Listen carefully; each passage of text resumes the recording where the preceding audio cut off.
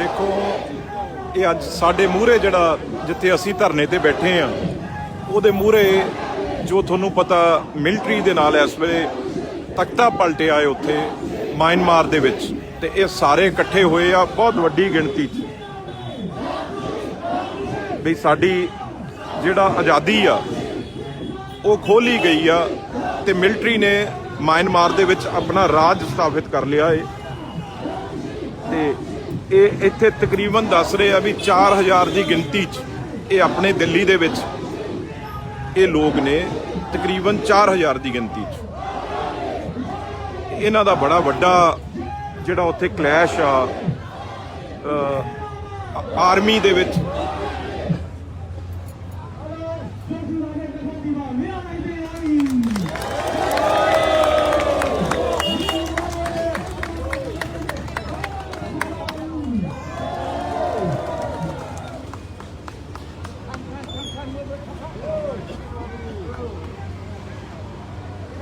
देखो मैं कह रहा सी भी हर दुनिया के कोने ते किते ना किते कोई वायलेंस हो रही आ किते रौले पै रहे आपस विच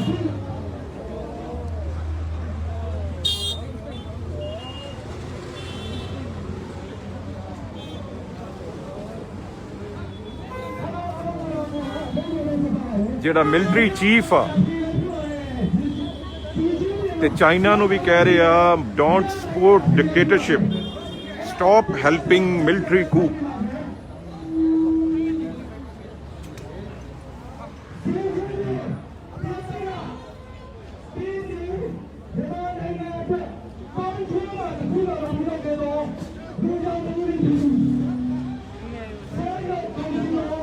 देखो सब ने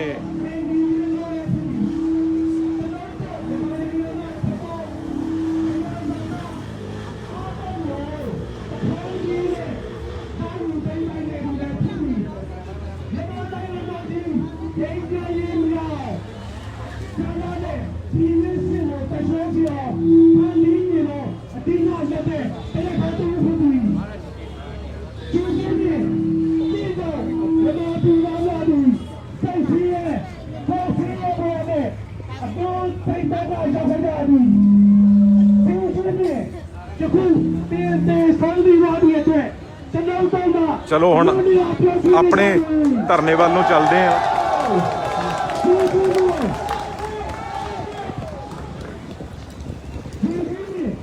हर बंदा अपना अपना संघर्ष आ जिहड़ा वो कर रहा ते अपने अपने विचारा हरेक हक्कां दे लई लग्या होया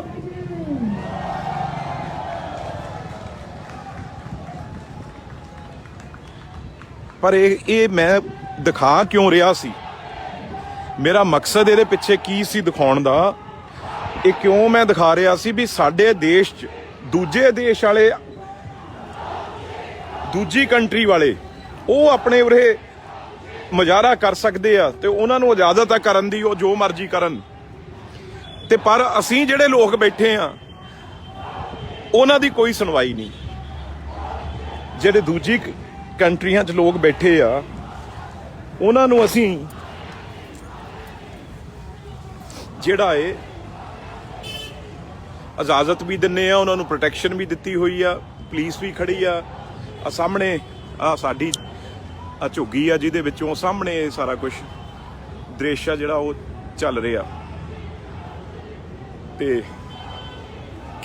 सानू आप नूं साडे देश दे विच इजाजत नहीं गी जे असीं दिल्ली च आ गए जे असीं दिल्ली च वड़ गए ते साडे उत्ते केस साडे उत्ते परचे दर्ज ते अज वो लोग जेलां च बैठे आ साडे नौजवान बच्चे साडे जेलां च बैठे आ ते ये इत्थे अपने देश लई ਉੱਥੋਂ ਆ ਕੇ 4000 ਤਕਰੀਬਨ ਲੋਕ ਨੇ ਇਹ। ਮੈਂ ਇਹ ਦੇਖ ਰਿਹਾ ਸੀ ਵੀ ਇਹਨਾਂ ਨੂੰ ਉਰੇ ਆਜ਼ਾਦੀ ਆ, ਇਹ ਕੁਛ ਵੀ ਕਰਨ, ਇਹਨਾਂ ਤੇ ਕੋਈ ਕੇਸ ਦਰਜ ਨਹੀਂ ਹੋਏਗਾ, ਇਹ ਆਪਣਾ ਐਜੀਟੇਸ਼ਨ ਕਰਕੇ ਵਾਪਸ ਚਲੇ ਜਾਣਗੇ। ਪਰ ਜੇ ਅਸੀਂ ਐਜੀਟੇਸ਼ਨ ਕਰਨੇ ਇਸ ਦਿੱਲੀ ਚ ਆਉਨੇ ਆ, ਜਿਹੜੀ ਸਭ ਤੋਂ ਅਹਿਮ ਗੱਲ ਮੈਂ ਕਰਨ ਲੱਗਿਆ ਵੀ ਇੱਥੇ 144 ਦਫਾ ਲੱਗੀ ਹੋਈ ਆ। 144 ਦਫਾ ਮੀਨਸ ਜੇ ਅਸੀਂ 5 ਬੰਦੇ ਇੱਥੇ ਇਕੱਠੇ ਹੋ ਜਾਂਦੇ ਆ ਇਸ ਧਰਨੇ 'ਚ, ਤੇ ਜੇ ਕੋਈ ਕਿਸਾਨ ਇੱਥੇ ਆਉਂਦਾ ਏ ਤਾਂ ਉਹਦੇ ਉੱਤੇ FIR ਦਰਜ, ਪਰਚਾ ਦਰਜ ਹੋ ਜਾਂਦਾ ਵੀ ਕੋਵਿਡ ਕਰਕੇ ਤੁਸੀਂ 144 144 ਦੀ ਉਲੰਘਣਾ ਕੀਤੀ ਆ ਤੇ ਤੁਹਾਡੇ ਤੇ FIR ਦਰਜ। ਜੇ ਅਸੀਂ ਇੱਥੇ ਸਾਡੇ ਕੋਲ 4 ਬੰਦੇ ਆ ਜਾਂਦੇ ਆ ਤੇ ਜਦ ਹੀ ਦਿੱਲੀ ਪੁਲਿਸ ਆ ਜਾਂਦੀ ਆ ਵੀ ਤੁਹਾਡੇ ਕੋਲ 4 ਬੰਦੇ ਵੱਧ ਕਿਵੇਂ ਆ ਗਏ, ਉਹ ਆਪਾਂ ਹਿੰਦੁਸਤਾਨੀ ਆ, ਆਪਾਂ ਕਿਸਾਨ ਆ, ਸਾਡੇ ਤੇ ਜ਼ੋਰ ਚੱਲਦਾ, ਸਾਡੇ ਤੇ ਜ਼ਬਰ ਚੱਲਦਾ। ਮੈਂ ਸਿਰਫ ਇਹ ਗੱਲ ਤੁਹਾਨੂੰ ਦਿਖਾਉਣੀ ਚਾਹੁੰਦਾ ਸੀ ਵੀ ਆ ਸਾਹਮਣੇ ਹਜ਼ਾਰਾਂ ਦੀ ਗਿਣਤੀ 'ਚ ਇਸ ਵੇਲੇ ਇਕੱਠੇ ਹੋਏ ਆ, ਹਜ਼ਾਰਾਂ ਦੀ ਗਿਣਤੀ 'ਚ। ਤੇ ਜੇ ਅਸੀਂ 5 ਜਣੇ ਇਕੱਠੇ ਹੁੰਨੇ ਆ, ਕਿਸਾਨ 5 ਜਣੇ ਆਉਂਦੇ ਆ, ਉਹਨਾਂ ਤੇ ਦਫਾ 44 ਦੀ 144 ਦੀ ਉਲੰਘਣਾ। ਤੇ ਆ ਹੁਣ ਤੁਸੀਂ ਆਪ ਦੇਖ ਲਓ ਵੀ ਕਿੰਨੀ ਵੱਡੀ ਤਾਦਾਦ 'ਚ ਇਹਨਾਂ ਤੇ ਕੋਈ ਕੇਸ ਨਹੀਂ, ਇਹਨਾਂ ਤੇ ਕੋਈ ਪਰਚਾ ਨਹੀਂ। ਦੂਜੇ ਦੇਸ਼ ਦਾ ਕਿਉਂਕਿ ਤਮਾਸ਼ਾ ਬਣ ਰਿਹਾ ਏ, ਇਹ ਉਹਨੂੰ ਇਜਾਜ਼ਤ ਦਿੰਦੇ ਆ, ਉਹਨੂੰ ਕਰਵਾ ਸਕਦੇ ਆ।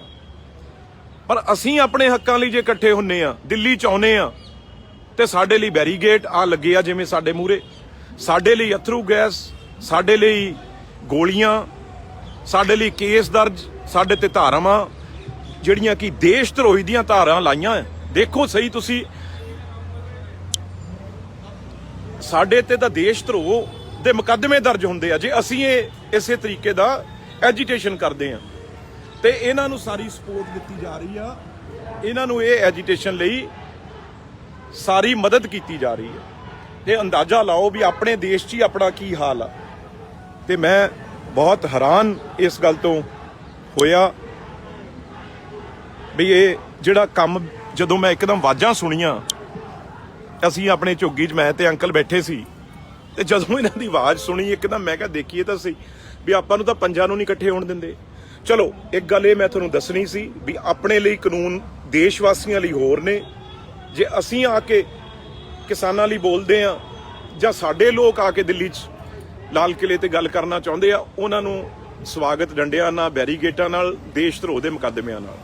ਆਹ ਬਗਾਨੇ ਜਿਹੜੇ ਦੂਜੇ ਦੇਸ਼ਾਂ ਦੇ ਆ, ਉਹਨਾਂ ਨੂੰ ਆਪ ਪੁਲਿਸ ਪ੍ਰੋਟੈਕਸ਼ਨ 'ਚ ਲਿਆ ਕੇ ਅਸੀਂ ਇੱਥੇ ਹੀ ਮੈਂ ਤੁਹਾਨੂੰ ਧੂਆਂ ਨਿਕਲਦਾ ਕਿਉਂ ਦਿਖਾਇਆ, ਕਿਉਂਕਿ ਅਸੀਂ ਜਿੱਦਣ ਲੋਹੜੀ ਸੀ, ਲੋਹੜੀ ਨੂੰ ਇੱਥੇ ਕੀਤੀ ਸਿਆਲ 'ਚ ਵੀ ਲੋਹੜੀ ਅਸੀਂ ਆਪਣਾ ਤਿਉਹਾਰ ਆ ਪੰਜਾਬੀਆਂ ਦਾ। ਤੇ ਔਜਲਾ ਸਾਹਿਬ, ਡਿੰਪਾ ਸਾਹਿਬ, ਜੀਰਾ ਸਾਹਿਬ, ਅਸੀਂ ਸਾਰਿਆਂ ਨੇ ਕਿਹਾ ਵੀ ਇੱਥੇ ਜ਼ਰੂਰ ਜਿਹੜੀ ਕਿਸਾਨਾਂ ਵੱਲੋਂ ਇਹ ਸੀ ਵੀ ਇਹ ਲੋਹੜੀ ਮਨਾ ਕੇ ਜਿਹੜੇ ਕਿਸਾਨ ਉਲਟ ਬਿੱਲ ਨੇ ਉਹ ਸਾੜਨੇ ਆ। ਤੇ ਜਦੀ NGT ਵਾਲੇ ਪੁਲਿਸ ਨੇ ਸੱਦ ਲਏ ਤੇ ਸਾਡੇ ਸਾਰਿਆਂ ਤੇ ਉਹ ਟ੍ਰਿਬਿਊਨਲ ਨੇ ਉਹ ਕੇਸ ਦਰਜ ਕਰਤਾ ਸਾਡੇ ਤੇ ਵੀ ਤੁਸੀਂ ਜੀ ਇੱਥੇ ਦਿੱਲੀ ਦੇ ਵਿੱਚ ਇਸ ਜਗ੍ਹਾ 'ਚ ਤੁਸੀਂ ਨਹੀਂ ਕਰ ਸਕਦੇ। ਤੇ ਹੁਣ ਇਹ ਸਾਹਮਣੇ ਜੋ ਜੀ ਕਰ ਰਿਹਾ, ਅੱਗਾਂ ਵੀ ਲਾ ਰਹੇ ਆ, ਸਭ ਕੁਝ ਕਰ ਰਹੇ ਆ, ਤੇ ਸਭ ਕੁਝ ਪੁਲਿਸ ਉਹਨਾਂ ਦੇ ਨਾਲ ਕਰਾ ਰਹੀ ਆ। ਵੀ ਇਹ ਐਡੀ ਪੱਖਪਾਤ ਕਿਉਂ, ਕਿਸਾਨ ਪੰਜਾਬੀਆਂ ਨਾਲ ਕਿਉਂ? ਇਹਦਾ ਜਵਾਬ ਆਉਣ ਵਾਲੇ ਪਾਰਲੀਮੈਂਟ 'ਚ ਵੀ ਮੈਂ ਜ਼ਰੂਰ ਗੱਲ ਕਰੂੰਗਾ। ਚਲੋ ਇਹ ਗੱਲ ਤਾਂ ਹੋ ਗਈ ਇੱਕ, ਇਸ ਬਹਾਨੇ ਚਲੋ ਅੱਜ ਲਾਈਵ ਹੋਣ ਦਾ ਮੌਕਾ ਮਿਲ ਗਿਆ। ਗਰਮੀ ਬਹੁਤ ਵੱਧ ਗਈ ਆ, ਮੌਸਮ ਤੁਸੀਂ ਦੇਖੋ, ਧੁੱਪ ਆ ਜਿਹੜੀ, ਧੁੱਪ 'ਚ ਹੀ ਹੁਣ ਜਿਹੜਾ ਟੈਂਟ ਲੱਗਿਆ, ਟੈਂਟ ਨਹੀਂ ਆ ਜਿਹੜੀ ਮਤਲਬ ਆ ਤਰਪਾਲ ਪਈ ਆ। ਤੇ ਮੈਂ ਹੁਣੀ ਕਹਿ ਰਿਹਾ ਸੀ ਵੀ ਇਹ ਹੁਣ ਗਰਮੀ ਦਾ ਬੰਦੋਬਸਤ ਆ ਜਿਹੜਾ ਉਹ ਕਰਨਾ ਪੈਣਾ ਏ। ਤੇ ਅਸੀਂ ਵੀ ਕਿਸੇ ਨੂੰ ਆਰਡਰ ਦਿੰਨੇ ਆ ਵੀ ਉਰੇ ਇੱਕ ਟਰਾਲੀ ਜਿਹੜੀ AC ਵਾਲੀ ਆ, ਕੂਲਰ ਵਾਲੀ ਆ, ਉਹ ਬਣਾ ਕੇ, ਪਰ ਇਹਨਾਂ ਨੇ ਬਾਰਡਰ ਤੋਂ ਇੱਧਰ ਨੂੰ ਉਹ ਵੀ ਨਹੀਂ ਆਉਣ ਦੇਣੀ। ਇਸ ਕਰਕੇ ਕੋਈ ਬੰਦੋਬਸਤ ਕਰਦੇ ਆ। ਮੈਂ ਹੁਣੀ ਪੁੱਛ ਰਿਹਾ ਸੀ ਵੀ ਕਿੰਨੇ ਦੀ ਇੱਕ ਪੱਲੀ ਆ? 700 ਦੀ ਆ ਜਿਹੜੀ? 900 ਦੀ, ਹਾਂਜੀ 900 ਤੋਂ 1000 ਦੀ। 9 ਤੇ ਇਹ ਪੱਲੀਆਂ ਦੇ ਜਿਹੜੇ ਆਰਡਰ ਨੇ ਇਹ 2-3 ਦੇ ਦਿਓ, ਕਿਉਂਕਿ ਮੂਹਰੇ ਆਪਾਂ ਪਾ ਲਈਏ ਜਿਹਦੇ ਨਾਲ ਥੋੜੀ ਜਿਹੀ ਧੁੱਪ ਦਾ ਬਚਾਅ ਹੋਵੇ। ਤੇ ਹੁਣ ਇੱਕ ਗੱਲ ਅਖੀਰ 'ਚ ਮੈਂ ਇਹ ਕਹਿਣੀ ਆ ਬਈ ਹੁਣ ਸਰਕਾਰ ਤਾਂ ਨਹੀਂ ਬੁਲਾ ਰਹੀ, ਹੁਣ ਜਿਹੜੇ ਕਿਸਾਨ ਲੀਡਰ ਨੇ, ਹੁਣ ਦੇਖੋ ਜਦੋਂ ਤਾਂ ਉਹਨਾਂ ਨੂੰ ਠੀਕ ਲੱਗਦੀ ਹੈ ਕੋਈ ਗੱਲ ਕਰਨਾ ਚਾਹੀਦਾ। ਮੇਰੇ ਉਹ ਸਤਿਕਾਰਯੋਗ ਨੇ, ਇੱਕ ਗੱਲ ਦਾ ਮੈਂ ਜਵਾਬ ਜ਼ਰੂਰ ਚਾਹੁੰਦਾ। ਹੁਣ ਉਹ ਕਹਿੰਦੇ ਵੀ ਦੂਜੀਆਂ ਸਟੇਟਾਂ 'ਚ ਜਾ ਕੇ ਤੁਸੀਂ ਬੀਜੇਪੀ ਨੂੰ ਹਰਾਉਣ ਦੀ ਗੱਲ ਕਰੋ, ਤੇ ਦੂਜੇ ਪਾਸੇ ਤਾਂ ਫਿਰ ਹਰ ਜਗ੍ਹਾ ਅਸਾਮ ਦੇ ਵਿੱਚ ਜੇ ਗੱਲ ਕਰੀਏ ਤੇ ਦੂਜੇ ਨੰਬਰ ਦੀ ਪਾਰਟੀ ਉਹਨਾਂ ਨੇ ਕਿਹਾ ਵੀ ਜਿਹੜੀ ਜਿੱਤਣ ਵਾਲੀ ਪਾਰਟੀ ਉਹਦੇ ਬਾਰੇ ਵੋਟਾਂ ਪਾਉਣ ਦੀ ਗੱਲ ਕਰੋ, ਤੇ ਦੂਜੇ ਨੰਬਰ ਤੇ ਕਾਂਗਰਸ ਆ ਉੱਥੇ ਜਿਹੜਾ ਮੁਕਾਬਲੇ 'ਚ ਆ। ਤੇ ਜਿਹੜੀ ਜੇ ਗੱਲ ਕਰੀਏ ਤਾਂ ਉੱਥੇ ਵੀ ਮੁਕਾਬਲੇ 'ਚ ਜਿਹੜੀ LDF ਤੇ UDF ਆ ਉਹ ਵੀ ਕਾਂਗਰਸ ਦੀ ਆ। ਉਦੋਂ ਬਾਅਦ ਜੇ ਗੱਲ ਕਰੀਏ ਤੀਜੀ ਦੀ, ਉੱਥੇ DMK ਨਾਲ ਕਾਂਗਰਸ ਦਾ ਅਲਾਇੰਸ ਆ, AIDMK ਨੂੰ ਹਰਾਉਣ ਲਈ। ਤੇ ਹਰ ਜਗ੍ਹਾ ਇਹਦਾ ਮਤਲਬ ਤਾਂ ਇਹੀ ਹੋਇਆ ਵੀ ਤੁਸੀਂ ਵੋਟ ਆ ਜਿਹੜੀ ਉਹ ਕਾਂਗਰਸ ਨੂੰ ਪਾਉਣੀ ਆ, ਕਿਉਂਕਿ ਤੁਸੀਂ ਕਿਹਾ ਵੀ ਜਿਹੜੀ ਜਿੱਤਣ ਵਾਲਾ ਮੁਕਾਬਲਾ ਉਹਦੇ ਨਾਲ ਹੋਣਾ। ਤੇ ਫਿਰ ਆਪਾਂ ਆਪਣੇ ਸੂਬਿਆਂ 'ਚ ਜ਼ਰੂਰ ਨਫ਼ਰਤ ਕਰਨੀ ਆ। ਉੱਥੇ ਤੁਸੀਂ ਇਹ ਕਹਿ ਰਹੇ ਹੋ ਵੀ ਵੋਟਾਂ ਪਵਾਓ BJP ਨੂੰ ਹਰਾਉਣ ਲਈ, ਤੇ ਇੱਥੇ BJP ਤੋਂ ਬਗੈਰ ਵਾਲਿਆਂ ਨੂੰ ਇਕੱਠੇ ਕਰਨ 'ਚ ਕੀ ਜਾਂਦਾ ਜੀ ਆਪਣਾ? ਇਹ ਕਿਉਂ? ਮੈਂ ਬੇਨਤੀ ਕਰਦਾ ਚਰਨਾਂ 'ਚ, ਜਿਵੇਂ ਮੈਂ ਪਹਿਲਾਂ ਵੀ ਕਿਹਾ ਵੀ ਆਪਾਂ ਨੂੰ ਕਿਸੇ ਨੇ ਨਹੀਂ ਸੱਦਣਾ ਹੁਣ ਜੇ ਆਪਾਂ ਇਕੱਠੇ ਹੋ ਕੇ ਤਾਕਤ ਨਹੀਂ ਦਿਖਾਵਾਂਗੇ, ਕਿਉਂਕਿ ਜੋ 26 ਤੋਂ ਪਹਿਲਾਂ ਜੋ ਜਾਹੋ ਜਲਾਲ ਸੀਗਾ ਉਹ ਆਪਾਂ ਆਪ ਸਟੇਜਾਂ ਤੇ। ਹੁਣ ਮੈਂ ਕੱਲ ਸੁਣ ਰਿਹਾ ਸੀ ਸਤਿਕਾਰਯੋਗ ਮੇਰੇ ਰਾਜੇਵਾਲ ਸਾਹਿਬ, ਤੁਸੀਂ ਮੇਰਾ ਕੋਈ ਸੰਬੰਧ ਨਹੀਂ ਹੈਗਾ, ਤੇ ਜਾਂ ਜਿਹੜਾ ਲੱਖਾ ਸਿਧਾਣਾ, ਉਹ ਦੋ ਬੰਦਿਆਂ ਤੇ ਗੱਲ ਸਿੱਟ ਕੇ ਕਿਵੇਂ ਚੱਲ ਜੂਗੀ? ਤੁਸੀਂ ਮੰਨਦੇ ਹੋ ਵੀ ਉਹਨਾਂ ਦੀ ਇੰਨੀ ਪੰਜਾਬ ਦੇ ਵਿੱਚ ਜਿਹੜੀ ਇਹ ਗੱਲ ਸੀ ਵੀ ਉਹਨਾਂ ਦੇ ਕਹਿਣ ਤੇ ਆ ਗਏ? ਤੁਸੀਂ ਆਰਾਮ ਨਾਲ ਬਹਿ ਕੇ ਤੁਸੀਂ ਕਾਨੂੰਨ ਪੜ੍ਹਦੇ ਹੋ ਨਾ, ਤੁਸੀਂ ਕਹਿੰਦੇ ਹੋ ਵੀ ਮੈਂ ਕਾਨੂੰਨ ਰੋਜ਼ ਨਵੀਂ ਗੱਲ ਨਿਕਲਦੀ ਆ। ਆਰਾਮ ਨਾਲ ਬਹਿ ਕੇ ਇੱਕ ਰਾਤ ਆਪਣੇ ਲੀਡਰਾਂ ਦੇ ਭਾਸ਼ਣ ਸੁਣੋ, ਆਪਣੇ ਲੀਡਰਾਂ ਦੇ ਭਾਸ਼ਣ ਸੁਣੋ ਵੀ ਸਟੇਜ ਤੇ ਭਾਸ਼ਣ ਹੋਏ ਕੀ ਆ। ਮਾੜਾ ਜਿਹਾ ਮੈਂ ਮੀਡੀਆ 'ਚ ਵੀ ਇਹ ਪੁੱਛਣਾ ਚਾਹੁੰਦਾ ਤੇ ਮੈਨੂੰ ਜਵਾਬ ਦੇ ਦਿਓ, ਕਿਹੜਾ ਆਗੂ ਤੁਹਾਡਾ ਇਹੋ ਜਿਹਾ ਲੀਡਰ ਸੀ ਜਿਹਨੇ ਭਾਸ਼ਣ ਨਹੀਂ ਦਿੱਤਾ ਬਈ ਦਿੱਲੀ ਦੇ ਚਿੱਬ ਕੱਢਣੇ ਆ, ਦਿੱਲੀ ਨੂੰ ਬਿੱਲੀ ਬਣਾਉਣਾ ਏ, ਦਿੱਲੀ ਦੇ ਉੱਤੇ ਚੜ੍ਹਾਈ ਕਰਨੀ ਆ? ਰਾਜੇਵਾਲ ਸਾਹਿਬ ਝੂਠ ਨਹੀਂ ਇਹ ਗੱਲ ਕਰਨੀ, ਕਈ ਗੱਲਾਂ 'ਚ ਸਾਹਮਣੇ ਸਪਸ਼ਟ ਗੱਲਾਂ ਕਰਨੀਆਂ ਪੈਣਗੀਆਂ। ਤੁਹਾਨੂੰ ਕੱਲ ਪੁੱਛਿਆ ਵੀ ਤੁਸੀਂ ਅੱਜ 15-20 ਦਿਨਾਂ ਬਾਅਦ ਆਏ ਹੋ, ਤੇ ਤੁਸੀਂ ਇੱਕ ਦਿਨ ਲਾ ਕੇ ਆਪਣੇ ਲੀਡਰਾਂ ਦੀਆਂ ਸਪੀਚ ਭਾਸ਼ਣ ਸੁਣ ਲਓ, ਇੱਕ ਦਿਨ ਲਾ ਕੇ। ਜੇ ਤੁਸੀਂ ਰਾਤ ਨੂੰ 11 ਵਜੇ ਤੋਂ ਲੱਗੋਗੇ ਤਾਂ 3-4 ਵਜੇ ਤੱਕ ਤੁਹਾਨੂੰ ਸਾਰੇ ਰਿਕਾਰਡ ਕਰਕੇ ਜਾਂ ਆਪਣੇ ਕਿਸੇ ਨੂੰ ਕਹਿ ਦਿਓ। ਹਰ ਲੀਡਰ ਮੇਰਾ ਸਤਿਕਾਰਯੋਗ ਆ। ਅਸੀਂ ਤਾਂ 90 ਦਿਨ ਆਪ ਹੋ ਗਏ ਬੈਠਿਆਂ ਨੂੰ, ਸਾਨੂੰ ਸਭ ਤੋਂ ਵੱਧ ਦਰਦ ਕੌਣ ਜਾਣਦਾ? ਅਸੀਂ ਕਿਉਂ ਤੁਹਾਡੇ ਉਲਟ ਹੋਵਾਂਗੇ? ਪਰ ਜੇ ਤੁਸੀਂ ਤਾਂ ਉਸ ਗੱਲ ਨੂੰ ਵੀ ਪੈ ਜਾਂਦੇ ਹੋ, ਤੁਸੀਂ ਉਸ ਗੱਲ ਨੂੰ ਵੀ ਮਾੜਾ ਕਹਿੰਦੇ ਹੋ ਜੇ ਅਸੀਂ ਕੋਈ ਤੁਹਾਡੇ ਹੱਕ ਦੀ ਗੱਲ ਕਰ ਦਿੰਦੇ ਹਾਂ। ਆਪਾਂ ਕੋਈ ਅਛੂਤ ਹੋ ਗਏ ਇੱਕ ਦੂਜੇ ਤੋਂ? ਇਹ ਤਾਂ ਪਹਿਲਾਂ ਗੱਲਾਂ ਹੁੰਦੀਆਂ ਸੀਗੀਆਂ। ਆਪਾਂ ਇੱਕ ਦੂਜੇ ਦੀ ਗੱਲ ਤਾਂ ਸੁਣ ਸਕਦੇ ਹਾਂ। ਹੁਣ ਤੱਕ ਯਾਰ ਆਪਾਂ ਇਕੱਠੇ ਹੀ ਰਹਿੰਦੇ ਆਏ ਆ। 2 ਮਹੀਨੇ ਕੀ ਹੋ ਗਿਆ? ਜੇ ਤੁਸੀਂ ਉਰੇ ਆ ਕੇ ਦਿੱਲੀ ਸਟੇਜ ਤੇ ਚੜ ਗਏ ਤਾਂ ਫਿਰ ਆਪਣੇ ਰਿਸ਼ਤੇ ਟੁੱਟ ਗਏ ਸਾਰਿਆਂ ਦੇ। ਕਿਹਦੇ ਘਰਾਂ 'ਚ ਕਿਹਦੇ ਇੱਕ ਦੂਜੇ ਨਾਲ ਰਿਸ਼ਤੇ ਨਹੀਂ ਗਏ? ਦੱਸੋ ਮੈਨੂੰ। ਤੁਸੀਂ ਰਿਸ਼ਤੇ ਤੁਸੀਂ ਖੰਨੇ ਦੇ ਨਹੀਂ ਗਏ ਜਾਂ ਅਸੀਂ ਖੰਨੇ ਦੇ ਨਹੀਂ ਗਏ? ਇਸ ਕਰਕੇ ਉਰੇ ਆ ਕੇ ਇੱਕ ਦੂਜੇ ਨਾਲ ਇੰਨੀ ਨਫ਼ਰਤ ਪੈਦਾ ਕਰਤੀ ਲੋਕਾਂ ਦੇ ਮਨਾਂ 'ਚ। ਕਿਉਂ ਪੈਦਾ ਕੀਤੀ ਜੀ ਨਫ਼ਰਤ? ਤੁਸੀਂ ਇਦੋਂ ਪਹਿਲਾਂ ਤੁਸੀਂ ਸਾਰੇ ਲੀਡਰ ਕਦੇ ਪ੍ਰਕਾਸ਼ ਸਿੰਘ ਬਾਦਲ ਨਾਲ ਮੀਟਿੰਗ ਨਹੀਂ ਕੀਤੀ ਸੀ? ਜਾਂ ਤੁਸੀਂ ਉਹਨਾਂ ਕੋਲ ਕੰਮ ਨਹੀਂ ਜਾਂਦੇ ਸੀ? ਜਾਂ ਕੈਪਟਨ ਅਮਰਿੰਦਰ ਸਿੰਘ ਨਾਲ ਮੀਟਿੰਗ ਨਹੀਂ ਕੀਤੀ? ਯਾਰ ਇਲੈਕਸ਼ਨਾਂ ਜਦੋਂ 22 ਚ ਇਲੈਕਸ਼ਨਾਂ ਆ ਗਈਆਂ, ਤੁਸੀਂ ਕਹਿ ਦਿਓ ਵੀ ਬਿੱਟੂ ਨੂੰ ਪਿੰਡ ਨਹੀਂ ਵੜਨ ਦੇਣਾ, ਬਿੱਟੂ ਨੂੰ ਕਿਸੇ ਨੇ ਵੋਟ ਨਹੀਂ ਪਾਉਣੀ। ਉਹ ਉਦੋਂ ਕਰ ਲਾਂਗੇ ਜਿਹੜਾ ਕੋਈ, ਜਿੰਨਾ ਮੇਰਾ ਜ਼ੋਰ ਲੱਗੂ ਮੈਂ ਦੇਖ ਲੂੰਗਾ, ਥੋਤੋਂ ਜਿੰਨਾ ਲਾਹੂ ਤੁਸੀਂ ਲਾ ਲਿਓ 22 ਚ। ਪਰ ਉਦੋਂ ਪਹਿਲਾਂ ਤਾਂ ਆਪਾਂ ਇਕੱਠੇ ਹੋ ਜਾਈਏ ਸਾਰੇ। ਮੈਂ ਕੋਈ ਬਹੁਤਾ ਸਿਆਣਾ ਨਹੀਂ ਮੈਂ ਗੱਲ ਕਰਦਾ, ਪਰ ਦੇਖੋ ਤਾਂ ਸਹੀ, ਆਪਾਂ ਪਾਰਟੀਆਂ ਤੋਂ ਇਲਾਵਾ ਵੀ ਕੋਈ ਗੱਲ ਨਹੀਂ ਗੀ। ਪਹਿਲਾਂ ਆਪਾਂ ਪੰਜਾਬੀ ਆ, ਆਪਣੇ ਰਿਸ਼ਤੇ ਆਪਸ ਵਿੱਚ। ਤੁਸੀਂ ਮੰਚ ਤੇ ਨਾ ਚਾੜੋ, ਤੁਹਾਨੂੰ ਕੋਈ ਨਹੀਂ ਕਹਿੰਦਾ ਮੰਚ ਤੇ ਚਾੜੋ। ਉਹ ਦਿਨ ਕੱਲ ਪਰਸੋਂ ਕਰ ਰਿਹਾ ਸੀ ਕੋਈ, ਜੇ ਮੈਂ ਤੁਹਾਡੇ 'ਚ ਮੈਨੂੰ ਕੋਈ ਹੱਥ ਲਾ ਕੇ ਦੇਖੇ ਹੂੰ, ਮੂੰਹ ਨੇੜੇ ਖੰਘ ਕੇ ਦੇਖੇ ਕੋਈ, ਅੱਜ ਆ ਜਾਣ ਜਿਨ੍ਹਾਂ ਦੀ ਤੁਸੀਂ ਗੱਲ ਕਰ ਰਹੇ ਸੀ, ਉਹ ਅੱਜ ਆ ਕੇ ਦੇਖ ਲੈਣ, ਫਿਰ ਮੇਰੇ ਨੇੜੇ ਵੀ ਲੱਗ ਜਾਣ।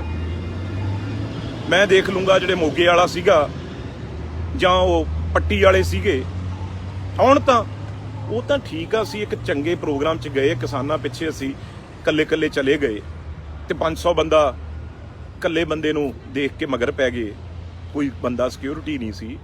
ਪਰ ਇਹ ਨਹੀਂ ਗੱਲ ਹੋਊਗੀ, ਇਹ ਹੋ ਕੇ ਵੀ ਪਿੰਡਾਂ 'ਚ ਵੜਨ ਨਹੀਂ ਦੇਣਾ ਜਾਂ ਪਿੰਡਾਂ 'ਚ ਅਸੀਂ ਰੋਕ ਲਾਂਗੇ, ਇਹ ਨਹੀਂ ਕੰਮ ਹੁੰਦਾ। ਤੇ ਸਾਡੇ ਵੀ ਬੰਦੇ ਉਨੇ ਹੀ ਨੇ ਪਿੰਡਾਂ 'ਚ। ਇਹ ਕੰਮ ਛੱਡ ਦਿਓ। ਜੇ ਤੁਸੀਂ ਸਟੇਜਾਂ ਤੇ ਚੜ੍ਹ ਕੇ ਕਿਸੇ ਨੂੰ ਕੁੱਟਮਾਰ ਕਰ ਸਕਦੇ ਹੋ, ਅਸੀਂ ਵੀ ਚੜ੍ਹ ਕੇ ਕਰ ਸਕਦੇ ਹਾਂ। ਪਰ ਆਪਾਂ ਇਹ ਕੰਮ ਕਿਉਂ ਨਫ਼ਰਤ ਪੈਦਾ ਕਰਨ ਲੱਗੇ ਹੋਏ ਹੋ? ਫਿਰ ਅੱਜ ਜਵਾਬ ਤੁਹਾਡੇ ਕੋਲ ਆਇਆ ਨਹੀਂ।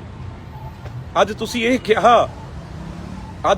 ਕਿਹਾ ਚੈਨਲ ਤੇ, ਜਦੋਂ ਉਹਨੇ ਕਿਹਾ ਵੀ ਬਿੱਟੂ ਤਾਂ ਇਹ ਕਹਿ ਰਿਹਾ ਵੀ ਅੱਜ ਟਿਕੈਤ ਮੂਹਰੇ ਹੋ ਗਿਆ, ਅੱਜ ਟਿਕੈਤ ਅੱਗੇ ਆ। ਤੁਸੀਂ ਆਪ ਮੰਨਿਆ ਵੀ ਟਿਕੈਤ ਸਾਨੂੰ ਨਾਲ ਲੈ ਕੇ ਜਾਂਦਾ। ਉਹ ਪਹਿਲਾਂ ਕਹਿੰਦਾ ਵੀ ਰਾਜੇਵਾਲ ਸਾਹਿਬ ਨੇ ਇਹ। ਅੱਜ ਆ ਗਿਆ ਨਾ ਟਾਈਮ। ਅੱਗੇ ਤੁਸੀਂ ਸਟੇਜ ਤੇ ਟਿਕੈਤ ਨੂੰ ਲੈ ਕੇ ਜਾਂਦੇ ਸੀ, ਤੁਸੀਂ ਦੱਸਦੇ ਸੀ ਵੀ ਇਹ ਟਿਕੈਤ ਸਾਹਿਬ ਦਾ ਬੇਟਾ। ਅੱਜ ਤੁਸੀਂ ਆਪ ਮੰਨਿਆ ਵੀ ਇਹ ਸਾਨੂੰ ਸਟੇਜਾਂ ਤੇ ਲੈ ਕੇ ਜਾਂਦਾ ਤੇ ਮੂਹਰੇ ਕਰਦਾ ਵੀ ਇਹ ਰਾਜੇਵਾਲ ਸਾਹਿਬ ਨੇ ਮੂਹਰੇ ਖੋ। ਅੱਜ ਲੋੜ ਟਿਕੈਤ ਤੁਹਾਨੂੰ ਇੰਟਰੋਡਿਊਸ ਕਰਾ ਰਿਹਾ ਲੋਕਾਂ ਨੂੰ, ਕਿਉਂਕਿ ਉਹਦਾ ਕੱਦ ਵੱਡਾ ਏ। ਤੇ ਮੈਂ ਨਹੀਂ ਮੇਰੀ ਉਹਦੇ ਨਾਲ ਕੋਈ, ਮੈਂ ਤਾਂ ਕਦੇ ਮਿਲਿਆ ਨਹੀਂ, ਨਾ ਮੈਂ ਕਦੇ ਦੇਖਿਆ। ਮੈਂ ਇਹ ਕਹਿਣਾ ਵੀ ਕਰਨ ਵਾਲੇ ਪੰਜਾਬੀ, ਇਸ ਸੰਘਰਸ਼ ਨੂੰ ਖੜਾ ਕਰਨ ਵਾਲੇ ਸਾਡੇ NRI, ਉਹਨਾਂ ਦੀ ਸ਼ਕਤੀ ਅੱਜ ਤੁਸੀਂ ਕਿਸੇ ਦੇ ਮੋਢੇ ਤੇ ਖੇਲ ਰਹੇ ਹੋ। ਅੱਜ ਕਿਸੇ ਦੇ, ਜਿਵੇਂ ਬਜ਼ੁਰਗ ਖੁੰਡਾ ਲਈ ਫਿਰਦਾ ਹੈ ਨਾ ਸਹਾਰੇ ਨਾਲ, ਅੱਜ ਤੁਸੀਂ ਟਿਕੈਤ ਦੇ ਸਹਾਰੇ ਹੋ ਗਏ। ਕਿਉਂ ਹੋਏ? ਮੈਂ ਨਹੀਂ ਕਹਿੰਦਾ ਵੀ, ਮੈਂ ਮੰਨਦਾ ਵੀ ਜਿਹੜਾ ਸੰਘਰਸ਼ ਆ, ਐਜੀਟੇਸ਼ਨ, ਉਹਦੇ ਰੂਪ ਬਦਲਦੇ ਆ, ਰੰਗ ਬਦਲਦੇ ਆ, ਇੱਕੋ ਨਹੀਂ। ਪਰ ਕਿਉਂ ਬਦਲੇ? ਇਹਦੀ ਜ਼ਿੰਮੇਵਾਰੀ ਕਿਹਦੇ ਤੇ ਆ? ਮੰਨਣਾ ਪਊਗਾ। ਅੱਜ ਹਰ ਜਗ੍ਹਾ ਜੇ ਬੇਲ ਕਰਵਾ ਰਿਹਾ, ਅੱਜ ਇਹ ਛੁਡਵਾ ਰਿਹਾ ਤਾਂ ਸਿਰਸਾ ਸਾਹਿਬ ਛੁਡਵਾ ਰਹੇ ਨੇ। ਤੇ ਲੋਕ ਜਦੋਂ ਛੁੱਟਦੇ ਆ, ਤੁਹਾਡੇ ਚੋਂ ਕਿਉਂ ਨਹੀਂ ਲੀਡਰ ਹੁੰਦਾ ਕੋਈ ਉੱਥੇ ਖੜਾ? ਦੱਸੋ ਤਾਂ ਸਹੀ ਨਾ। ਸਿਰਸਾ ਸਾਹਿਬ ਕਿਉਂ ਖੜੇ ਹੁੰਦੇ ਆ?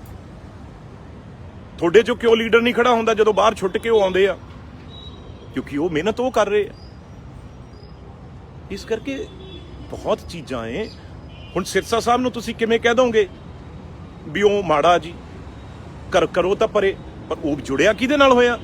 ਦਿੱਲੀ ਦੇ ਪ੍ਰਧਾਨ, ਗੁਰਦੁਆਰਾ ਕਮੇਟੀ ਦੇ ਪ੍ਰਧਾਨ ਨੇ। ਤੇ ਕਹਿ ਦੋ ਤਾਂ ਨਾ ਛਡਾਵੇ। ਚਲੋ ਅਨਾਉਂਸ ਕਰੋ ਤੁਸੀਂ ਵੀ ਜਿਹੜੀਆਂ ਕੋਈ ਵੀ ਭਾਈ ਸਿਰਸਾ ਜੀ ਦੀ ਬੇਲ ਕਰਾਉਂਦਾ ਏ, ਸਿਰਸਾ ਜੀ ਦੇ ਲਈ ਵਕੀਲ ਕਰਦਾ, ਉਹ ਅਕਾਲੀ ਆ, ਆਪਾਂ ਨਹੀਂ ਕਰਾਉਣੀ। ਕਹੋ ਤਾਂ ਕਿਸੇ ਨੂੰ। ਕਿਉਂ ਰਿਸ਼ਤੇ ਤੋੜਦੇ ਹੋ? ਕਿਉਂ ਇਹ ਰਿਸ਼ਤੇ ਤੋੜਦੇ ਹੋ? ਸਾਰੇ ਇਕੱਠੇ ਹੋ ਕੇ ਇੱਕ ਦੂਜੀ ਨਾਲ ਬਾਹਾਂ ਫੜੀਏ, ਅਗਲੇ ਨੂੰ ਵੋਟ ਜਿਹਨੇ ਜਿੱਥੇ ਪਾਉਣੀ ਉਹ ਪਾਈ ਦੇਣੀ ਆ। ਹੁਣ ਤੁਸੀਂ ਕਮੇਟੀ 'ਚ ਤੁਸੀਂ ਸਭ ਨੂੰ ਕਿਹਾ ਬਈ ਬਾਈਕਾਟ ਕਰੋ ਵੋਟਾਂ, ਸਭ ਨੂੰ ਸਬਕ ਸਿਖਾ ਦਿਓ। ਕਾਂਗਰਸ ਜਿੱਤੀ ਨਾ, ਲੋਕਾਂ ਨੇ ਵੋਟ ਤਾਂ ਪਾਉਣੀ ਆ ਜਿਹੜੀ ਪਾਰਟੀ ਨਾਲ ਜੁੜੇ ਹੋਏ ਆ। ਇੱਥੇ ਵੀ ਕੋਈ ਮੰਨੇ ਚਾਹੇ ਨਾ ਲੱਗੇ, ਇਹ ਜਿਹੜੇ ਕਮੈਂਟ ਕਰਦੇ ਹੁੰਦੇ ਆ ਕਈ ਵਾਰ, ਉਹ ਬਹੁਤ ਥੋੜੇ ਆ, 10-20 50 ਲੋਕ ਨੇ। ਉਹਨਾਂ ਮਗਰ ਨਾ ਜਾਇਆ ਕਰੋ ਵੀ ਕਿੱਧਰ ਨੂੰ ਉਹ ਕੀ ਕਰਦੇ ਆ ਕੀ ਨਹੀਂ ਕਰਦੇ। ਜਿਹੜਾ ਕੋਈ ਥੋੜਾ ਜਿਹਾ ਵੀ ਸੋਚ ਰੱਖਦਾ ਏ, ਉਹ ਹਰ ਤੇ ਕਮੈਂਟ ਨਹੀਂ ਇਹਨਾਂ ਤੇ ਲਿਖਦਾ, ਉਹ ਆਪਣੀ ਸੁਣ ਕੇ ਗੱਲ ਕਰਦਾ ਏ। ਮੈਂ ਬੜੇ ਚੈਨਲ ਦੇਖ ਰਿਹਾ ਸੀ ਜਿਹੜੇ ਵਿਚਾਰਕ ਨੇ ਵੱਡੇ, ਮੈਂ ਉਹਨਾਂ ਦੀਆਂ ਗੱਲਾਂ ਸੁਣ ਰਿਹਾ ਪਿਛਲੇ ਹਫ਼ਤੇ ਤੋਂ।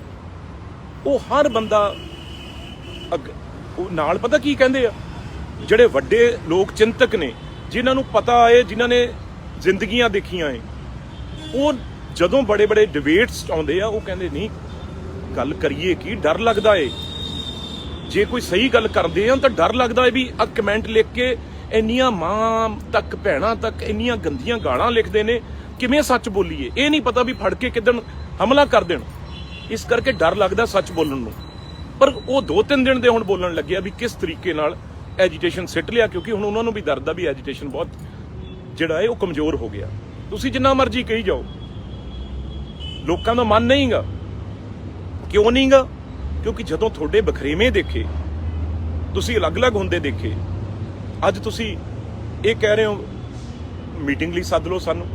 ਹਾਲਾਤ ਦੇਖੋ, ਸਰਕਾਰ ਭੁੰਜੇ ਪਈ ਸੀ, ਤੁਸੀਂ ਨਹੀਂ ਆਉਂਦੇ ਸੀ ਤੇ ਉਹ ਹੱਥ ਜੋੜ ਕੇ ਤੁਹਾਨੂੰ ਬੁਲਾਉਂਦੇ ਸੀ। ਅੱਜ ਤੁਸੀਂ ਬਾਰ-ਬਾਰ ਕਹਿ ਰਹੇ ਹੋ ਸੱਦ ਲਓ, ਉਹ ਕਹਿੰਦੇ ਨਹੀਂ ਸਾਨੂੰ ਲੋੜ ਨਹੀਂ। ਤੇ ਇਹ ਦੁਬਾਰਾ ਮੈਂ ਇਹੋ ਜਿਹੀਆਂ ਗੱਲਾਂ ਵੀ ਕਿਉਂ ਕਰ ਰਿਹਾ ਵੀ ਪੰਜਾਬੀਓ ਆਓ ਦੁਬਾਰਾ ਮੁੜ ਕੇ ਇਸ ਐਜੀਟੇਸ਼ਨ 'ਚ ਆਉਣਾ ਪੈਣਾ ਆਪਾਂ ਨੂੰ। ਮੇਰੀ ਹੱਥ ਜੋੜ ਕੇ ਬੇਨਤੀ ਆ, ਇਹਨਾਂ ਦਾ ਕੁਝ ਜਾਵੇ ਨਾ ਜਾਵੇ ਮੈਨੂੰ ਨਹੀਂ ਪਤਾ, ਪਰ ਆਪਣੇ ਪੰਜਾਬੀਆਂ ਦੇ ਪੱਲੇ ਕੁਝ ਨਹੀਂ ਰਹਿਣਾ। ਜੇ ਹੁਣ ਜਿੱਦਾਂ ਬੜਾ ਆਪਾਂ ਐਜੀਟੇਸ਼ਨ ਇਹ ਬਣਾ ਲਿਆ, ਜਿਸ ਲੈਵਲ ਤੇ ਪਹੁੰਚ ਗਏ, ਜੇ ਆਪਾਂ ਇਹਦੇ ਵਿੱਚ ਪਿੱਠ ਲੱਗੀ ਆਪਣੀ, ਕਿਸੇ ਨੇ ਪੰਜਾਬੀ ਨੂੰ ਨਹੀਂ ਪੁੱਛਣਾ। ਇਸ ਕਰਕੇ ਹੁਣ ਸਾਰਾ ਕੁਝ ਛੱਡ ਕੇ ਮੈਂ ਤਾਂ ਹੀ ਬਾਰ-ਬਾਰ ਮੈਨੂੰ ਇਕੱਲੇ ਨੂੰ ਮੈਂ ਵੀ ਚੁੱਪ ਕਰਕੇ ਬਹਿ ਜਾਂਦਾ। ਮੈਨੂੰ ਕੋਈ ਜ਼ਿਆਦਾ ਜੀ ਕਰਦਾ ਇਹ ਗੱਲਾਂ ਕਰਨ ਦਾ?